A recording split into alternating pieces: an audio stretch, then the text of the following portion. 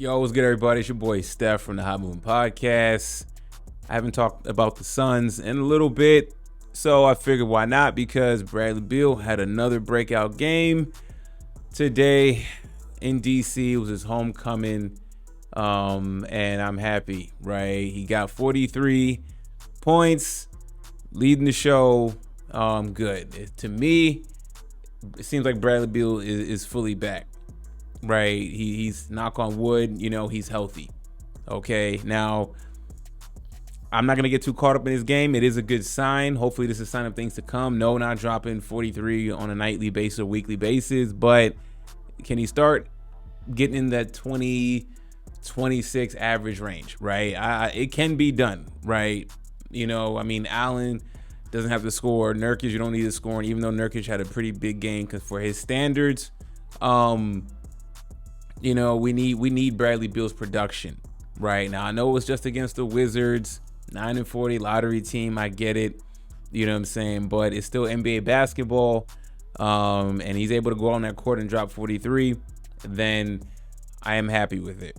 I had some major concerns about Bradley Beal the past few games. Okay, I don't know if he was still hurt. He had 14 points in a loss against Atlanta.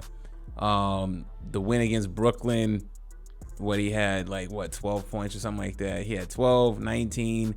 Then the loss to Orlando, 9 points.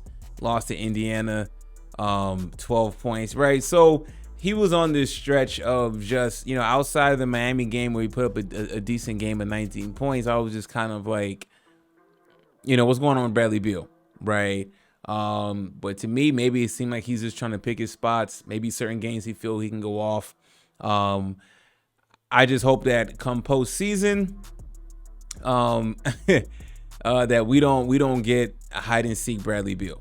Right. We actually get a Bradley Beal that's going to give us somewhere between 20 and 26 points, and he can go off of 40, 50 plus. Right. We've seen it before. He's done it in DC. Granted, it's different this time around, playing alongside Devin Booker.